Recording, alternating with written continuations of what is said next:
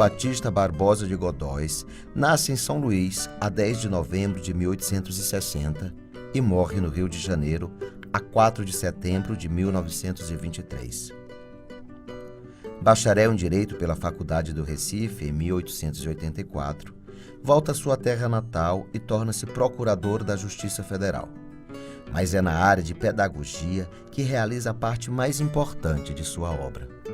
Como educador, é reconhecido pelo vanguardismo de suas ideias, fato que se comprova pelos temas predominantes em sua bibliografia e pelo patrono que escolhe ao fundar a cadeira número 1 da Academia Maranhense de Letras, o jurisconsulto e pedagogo Antônio de Almeida Oliveira. Barbosa de Godóis tomou como patrono a grande figura do maranhense que foi Antônio de Almeida Oliveira.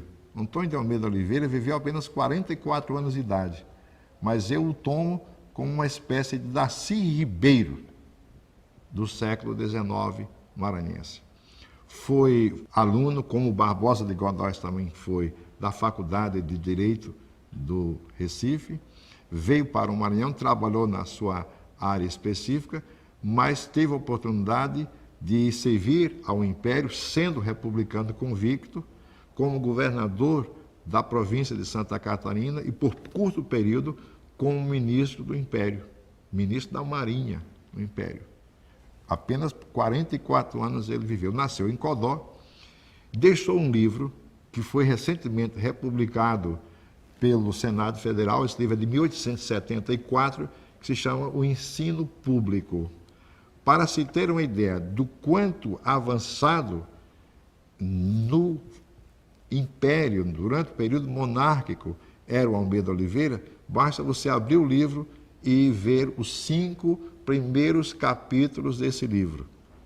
Numa época em que não se concebia que a mulher, por exemplo, fosse instruída, fosse para a escola, estou me lembrando de 1882, Rui Barbosa, no seu famoso relatório sobre a instrução no Brasil, dizer que não era desdouro que a mulher fosse para a escola, desde que acompanhada por seu marido ou por seus pais. Almeida Oliveira, aqui no Maranhão, defende a ideia de que as mulheres devem ter escolas noturnas, devem ser instruídas em escolas, e não são escolas separadas das escolas dos homens.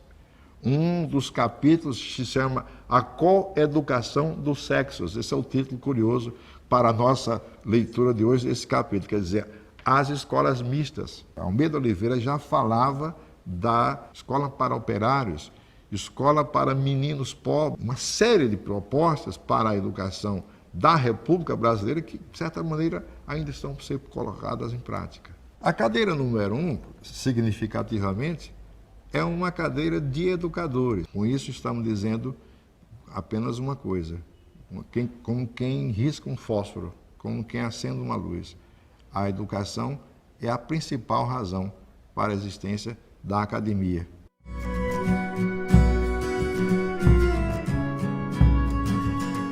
Em meio a uma população majoritariamente analfabeta, Barbosa de Godóis destaca-se como um dos maiores professores de seu tempo na Escola Modelo e na Escola Normal, onde foi diretor. A Pacotilha foi um jornal, eu diria que foi o mais importante jornal, o mais influente jornal que o século XX maranhense teve. E ele era o redator-chefe da Pacotilha. Daí, ele desancava o quanto podia a política de Benedito Leite. Era oposição política. Ele, o Barbosa de Godóis, também foi deputado. E então, Benedito Leite aparece na tribuna da Assembleia Legislativa e se manifesta profundamente ressentido com os ataques que Barbosa de Godóis fazia à probidade dele, do Benedito Leite. Isso, no entanto, não impediu que os dois se fizessem depois companheiros de trabalho. Entre as principais obras de Barbosa de Godóis, destaca-se o livro História do Maranhão, para uso dos alunos da Escola Normal, durante muito tempo a única fonte didaticamente acessível aos estudantes, além de referência e fonte de informação para futuros historiadores. Publicado em 2 volumes, História do Maranhão reúne aulas que Barbosa de Godóis ministrou na Escola Normal a partir de 1899. A obra foi reeditada num único volume em 2008, enriquecida com 23 ilustrações do álbum Maranhão Ilustrado, de 1899. Ele foi encarregado, o Barbosa de Godóis, por Benedito Leite, de fazer a reforma do ensino, fundamentalmente através das 2 escolas, a escola modelo e a escola normal. Como diretor da escola normal, ele percebe a falta de livros de que a escola se ressente. E escreve um livro para a escola, um livro didático, História do Maranhão, em 2 pequenos volumes. Acontece que, primeiro, o livro é tão bem feito, bem traçado, resumido, é uma súmula de história do Maranhão. Primeiro. E segundo, há tanta falta de livros daquele gênero, um livro que traga para o leitor comum a história do Maranhão, que o livro transborda da sala de aula e se torna um livro que vai ser lido por gerações. O livro de história do Maranhão, que o povo vai conhecer, será o livro de Barbosa de Godóis, até chegarmos já na virada da primeira metade do século XX, chegarmos ao professor Mário Meireles. Então você vê claramente que ele não é apenas, embora também tenha isso, um autor que descreve os fatos. Ele interpreta esses fatos, combina fatos, compara, faz paralelo entre situações e depois diz para o leitor como é que o leitor também pode ajuizar a história do Maranhão. Eu estou me lembrando, por exemplo, do que ele diz a respeito do Beckman, a respeito da escravidão africana no Maranhão, a respeito da República no Maranhão, a respeito dos governadores do período colonial. Eu não guardo o nome de um, mas tem um governador de quem o Barbosa de Godóis diz que foi o homem mais estúpido da história do Maranhão. Eu queria perguntar o que ele diria depois de passado um século, se de fato aquele governador foi exatamente o campeão de estupidez. Mário Meireles, no prefácio da sua obra, diz exatamente isso. O último livro de história se tinha à disposição das pessoas, dos leitores, dos estudantes, era o Barbosa de Godóis. Mas estamos a uma grande distância dessa obra e essa obra não é mais alcançável. Ele faz o seu trabalho, também voltado para as escolas, no mesmo caminho do Barbosa de Godóis. O professor Mário Meireles é apenas um escritor de talho mais acadêmico, mais preocupado com a perfeição da língua, um escritor de talho clássico, o que o Barbosa de Godóis não pretende fazer.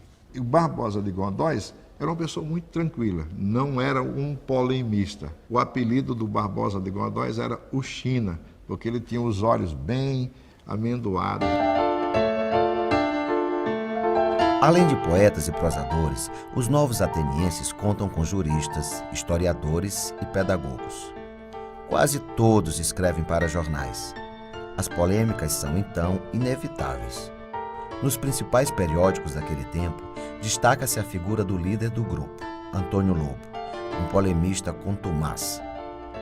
Nem Barbosa de Godóis, de espírito conciliador, consegue escapar de sua verve.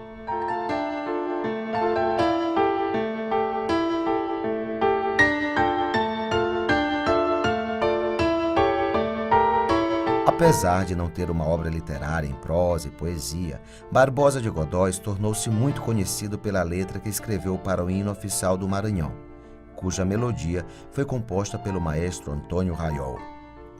O texto tem o mesmo espírito da República que acabara de ser proclamada, com seus ideais de democracia e progresso.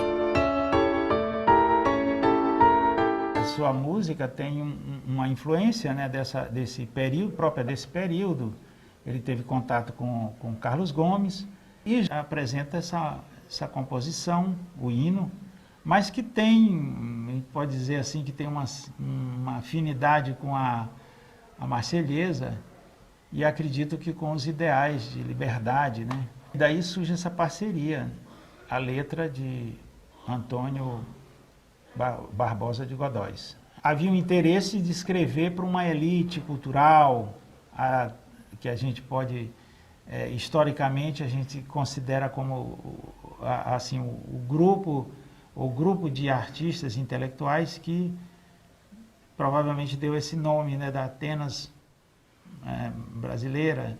E aí você tem uma preocupação também com outro tipo de literatura, que é aquela de socializar o conhecimento, que é a pedagogia. Esses dois caminhos foram importantes dentro da vida desses dois compositores, né? Um pela letra, o outro pela música. Antônio Raiol teve uma ligação forte com a monarquia. Eu acredito que isso é uma suposição, não estou afirmando, não. Mas que provavelmente ele já estava assim, já com algumas ideias, né, já republicanas. O hino maranhense, da autoria do Barbosa de Godóis, faz com que ele se torne duas vezes imortal.